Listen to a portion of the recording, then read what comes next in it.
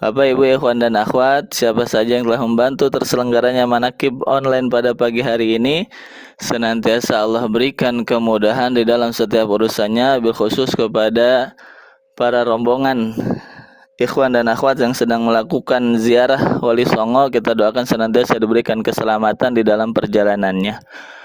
Bapak, Ibu, ikhwan dan akhwat yang dimuliakan oleh Allah, mari kita niat tabaruk pada pagi hari ini. Bismillahirrahmanirrahim. Qala Syekhuna al-Adib bil al-Wasil wal Musil ilallah as-Sayyid Syekh Muhammad Abdul Ghaz Saifullah Masul Qaddasallahu sirrah. Ta'zimu hurumatil mu'minin min ta'zimi hurumatillah. Wabihi yasilul abdu ila mahalli haqiqatit taqwa aw kama qala syekhuna. Bapak, Ibu, ikhwan dan akhwat yang dimuliakan oleh Allah, Hadratus Syekh ketika menjelaskan hifzul hurmah di dalam Fadhalus Syuhur, beliau menjelaskan di antara bentuk hifzul hurmah adalah bukan sekedar kita ta'zimul amri wan nahi, sebagaimana yang disebutkan di dalam Ibnul Qayyim al-Jauziyah di dalam Madarijus Salikin. Beliau mengatakan bahwa hifzul hurmah yang pertama adalah ta'zimul amri wan nahi, mengagungkan perintah dan larangan Allah. Artinya hifzul hurmah yang pertama adalah berkaitan dengan syariat, ibadah, perintah dan larangan, hubungan manusia dengan Allah Azza wa Jalla. Tetapi ada bentuk hifdzul hurmah yang lain, yaitu ta'zimu hurumatil mu'minin, yaitu mengagungkan, menjaga kemuliaan, menjaga kehormatan al-mu'minin, orang-orang mukmin. Min ta'zimi hurumatillah adalah termasuk bentuk mengagungkan hurmatullah. Jadi hurmatullah bukan hanya soal ibadah, tetapi bagaimana kita juga memuliakan sesama orang mukmin, memuliakan para salik, memuliakan para ikhwan, menjaga kehormatan sesama manusia. Maka dari riwayat menarik dari Abdullah bin Umar, satu waktu beliau melihat baginda Nabi Muhammad SAW sedang tawaf mengelilingi Ka'bah. Ketika mengelilingi Ka'bah itu, Nabi memuji-muji Ka'bah. Betapa engkau ini bangunan yang bersejarah, bangunan yang mulia dan dimuliakan. Tetapi kata Nabi, waladzi nafsu Muhammadin biyadih, demi Allah, lal mu'minu a'zamu hurmatan minki. Sesungguhnya seorang mukmin itu lebih terhormat, lebih mulia dibandingkan Ka'bah, dibandingkan engkau. Dalam istilah guru kita, Ka'bah itu hanya sebuah batu, sedangkan manusia itu adalah makhluk hidup. Walaqad karramna bani Adam, sungguh telah kami muliakan Bani Adam, anak keturunan manusia. Kemuliaan engkau, kata Nabi, itu hanya satu, dijadikan engkau sebagai tempat ibadah, dijadikan sebagai kiblat. Tetapi kemuliaan seorang mukmin itu tiga, kehormatan seorang mukmin itu tiga, yaitu damuhu, darahnya, wa maluhu, hartanya, kemudian wa irduhu, dan kehormatannya. Haram, tidak boleh menumpahkan darah seorang mukmin tanpa alasan yang dibenarkan oleh syariat. Melukai secara fisik tidak boleh. Siapa yang membunuh satu nyawa, kata Allah, faka'annama qatala nassa jami'a, nilai daripada menghilangkan satu nyawa sama dengan menghilangkan an-nassa jami'a, semua manusia dari semenjak Nabi Adam hingga hari kiamat. Betapa terhormatnya nyawa manusia, darah manusia, yang hari ini kita lihat nyawa manusia tidak ada artinya deh. Inilah maka hifdzul hurma adalah kita menjaga kehormatan manusia, diantaranya adalah darahnya, nyawanya mesti kita jaga. Hatta nyawa dirinya sendiri. Wala tulqu biaidikum ila tahlukah, kata Allah. Janganlah engkau menyebabkan celaka terhadap dirimu sendiri, tidak boleh. Maka di dalam kajian fikih itu ya, di dalam kajian fikih kontemporer, masail ad-diniyah, problematika keagamaan, lau seandainya ada orang karena keterbatasan ekonominya ia menjual ginjalnya, menjual organ tubuhnya, apakah boleh? Di dalam bahasan fikih itu tidak dibenarkan, tidak dibolehkan. Tidak dibolehkan seseorang melukai dirinya, menjual organ tubuhnya karena keterbatasan ekonomi. Kenapa? Karena tubuh kita adalah bukan milik kita, tetapi tubuh kita adalah milik Allah.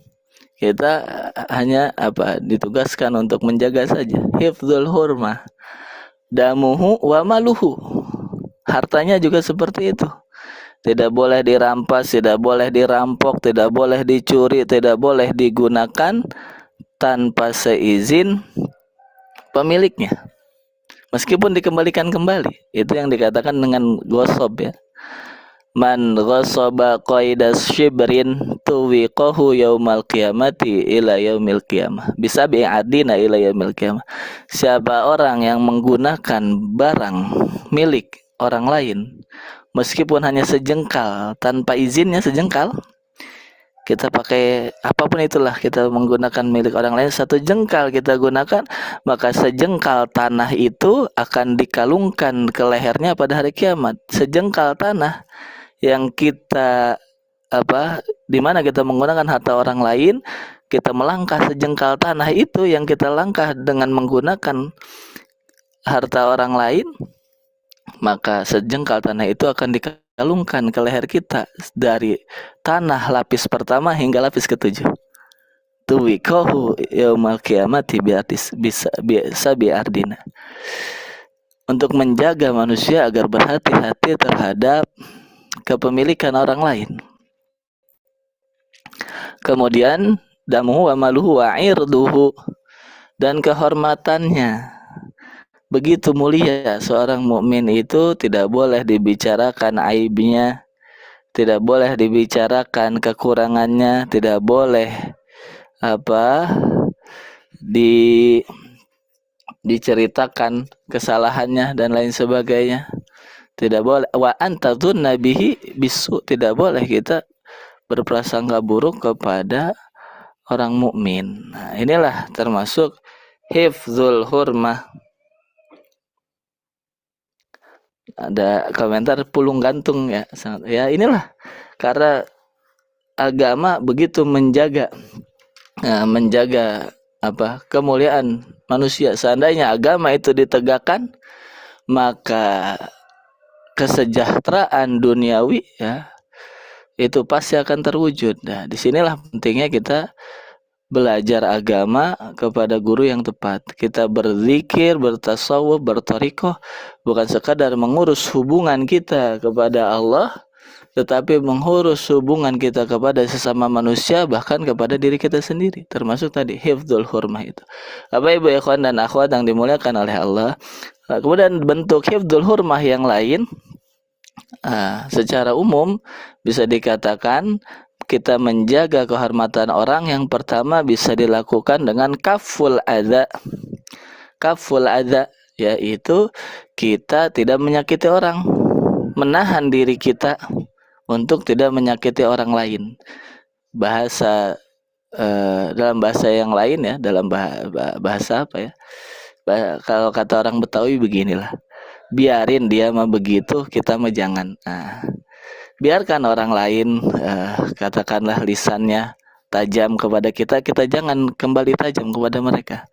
Biarkan orang-orang yang tidak mengerti ya, mengomentari kita buruk dengan berbagai komentar yang sedemikian rupa, kita jangan seperti itu. Kaful adza, menahan diri.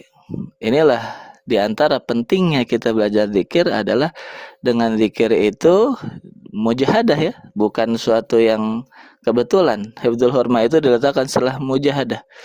Kita akan bisa mampu menjaga kehormatan diri kita dan kehormatan orang lain dengan kita berzikir. Kaful adza, zikir yang banyak itu adalah sebagai benteng untuk mengendalikan diri kita agar tidak menyakiti orang lain, bahkan di saat di posisi yang di dalam syariat dibolehkan sekalipun, ya. Artinya kalau kita dizolimi, itu kan di dalam syariat secara fikih kita boleh membalas, tetapi dengan balasan, kadar balasan yang serupa dengan yang dilakukan oleh orang yang menzalimi kita. Katakanlah kita dipukul, kerasnya pukulan itu, jumlah pukulan itu harus sesuai dengan yang dilakukan oleh orang tersebut. Itu kan sesuatu yang sulit, ya. Biasa dalam istilah kita biasanya dipukul sekali kan balasnya 2 kali. Tapi oleh inilah kita kaful adza, menahan diri. Wal kadhimin al ghaidho, di antara ciri orang yang bertakwa itu kadhimin al ghaidho adalah dia sebetulnya emosi, ada amarah di dalam dirinya, tetapi dia mampu mengendalikannya, dia mampu menahannya, sehingga tidak terlontar kata yang buruk dari dirinya, tidak menyebabkan dia melukai orang lain. Jangan ada peribahasa atau ungkapan membela diri, saya berkata kasar hanya di mulut saja, tetapi di dalam hati saya sesungguhnya tidak seperti itu. Ma fika zaharu ala fika, apa yang ada di dalam hatimu akan nampak dari lisanmu. Perkataan kasar dari lisan itu adalah cerminan yang ada di dalam hati. Jadi kalau yang di lisan tidak sesuai dengan yang ada di dalam hati, berarti itu sifat munafik. Maka kita jaga itu. Kadhimin al ghaidh, kita kendalikan amarah kita, jangan sampai kita menyakiti orang lain. Inilah kaful adza, cara pertama untuk kita hifdzul hurma. Meskipun tidak mudah, ketika didiskusikan barangkali ini sederhana hal-hal seperti ini, tetapi ketika kita dihadapkan pada kenyataan-kenyataan kehidupan, direndahkan oleh orang lain, dihina oleh orang, ya, dan lain sebagainya, amarah, nafsu manusia cenderung mengajak untuk membalas hal tersebut. Maka inilah pentingnya kita berzikir, pentingnya kita berguru kepada guru mursyid. Sifat hilim yang ada pada guru mursyid itu akan diwariskan kepada kita para muridnya. Hilim itu adalah sifat di mana seseorang memilih bersikap santun dibandingkan ia membalas, padahal ia mampu untuk membalas. Ketika Nabi Muhammad sampai di kota Mekah, Fathu Mekah, menaklukkan kota Mekah, tidak ada seorang pun yang dulu menyakitinya dibalas oleh Nabi. Nabi berikan kebebasan, semuanya selamat. Nabi Yusuf ketika kemudian sudah menjadi orang besar, dipertemukan lagi dengan saudaranya, tidak ada perkataan buruk yang terlontar dari lisannya Nabi Yusuf, tidak ada perbuatan menghakimi saudara-saudaranya dulu. Itulah sifat hilim. Kemudian ada level yang lebih tinggi dari kaful adza yang juga sedang dibimbingkan oleh guru mursyid kepada kita semua, yaitu tahammulul adza. Tahammulul adza itu adalah menanggung perbuatan buruk orang lain kepada kita. Kalau kaful adza itu kan kita menjaga diri kita untuk tidak berbuat buruk kepada orang lain. Kalau tahammulul adza, jangankan kamu berkata kasar, lebih dari itu saya terima dan saya tidak akan membalas. Tahammulul adza itulah barangkali di antara bimbingan yang akhir-akhir ini dibimbingan kepada kita, tetapi kita tidak merasakan itu. Berapa banyak kita tidak kenal kepada orang, tetapi orang-orang itu mengomentari buruk terhadap amaliyah kita, terhadap apa yang kita lakukan, khususnya berkaitan dengan merah putih. Itu kan kalau kalau ya, tapi lagi-lagi sebagaimana sabda Pangarsa Abah, siapa suruh baca sosmed kan? Saya sendiri tidak begitu ini, tetapi dengar cerita katanya di sosmed itu kan, wah luar biasa ininya. Apa komentar-komentar netizen itu terhadap merah putih ya. Itu kita kan tidak mengenal mereka. Kita sangat ringan bagi kita kan, sekedar mengetik itu kan hal yang ringan. Tetapi kalau kita lebih memilih tidak mengetik, tidak melontarkan balasan ya, yang sifatnya emosional, kita tidak memilih itu. Kita menerima, dikatakan apa saja kita menerima. Bagi kita khususnya, selamat tidak menjelek-jelekan guru ya.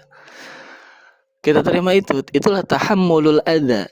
Itulah menanggung sifat buruk dari orang lain. Dan ini khususnya ya, yang tahammulul adza itu adalah amaliyah para nabi dan para rasul. Lihatlah semenjak zaman Nabi Adam ditipu oleh iblis, Nabi Nuh dicemooh oleh kaumnya, Nabi Saleh, semua nabi pada dasarnya mengalami hal ini, yaitu mereka semua menanggung penderitaan karena sebab perbuatan buruk orang lain kepada dirinya. Begitu pula para aulia, tentu Pangarsa Abah lihat sejarahnya, baca kisahnya, bahkan hingga hari ini kita melihat orang-orang yang tidak mengenal beliau dengan mudahnya, dengan ringannya berkata hal yang tidak layak kepada guru kita. Tetapi lihatlah beliau, biarkan dan lain sebagainya, ucapan-ucapan beliau. Inilah ajaran pendidikan tahammulul adza, menanggung penderitaan dari keburukan orang lain kepada kita. Laman sabara wa ghafara inna dzalika min azmil umur. Siapa saja yang bersabar dan memaafkan kesalahan orang lain, sungguh itu perbuatan yang sangat luar biasa. Ulul azmi, para menerima ulul azmian, yaitu kesabaran di atas rata-rata, kesantunan di atas rata-rata, bersyukur kepada guru mursyid. Kita diperjalankan oleh guru untuk mengalami hal-hal seperti ini dalam rangka tadi tarbiyatun nafas, mendidik jiwa kita, kita bermujahadah, mensucikan kolbu kita yang tidak akan kita terima kalau kita tidak berguru kepada guru mursyid. Ini saja yang bisa kami sampaikan pada kesempatan pagi hari ini. Terima kasih kepada Bunda Haya, kepada para kiai semuanya. Mohon maaf tadi sangat mepet masuknya ya. Terima kasih sekali lagi kemarin sudah mendoakan untuk kesehatan ayah saya. Alhamdulillah operasi sudah berjalan dengan lancar. Hadanallahu ajmain. Terima kasih kepada para semuanya. Billahi taufiq wal hidayah. Assalamualaikum warahmatullahi wabarakatuh. Waalaikumsalam warahmatullahi wabarakatuh.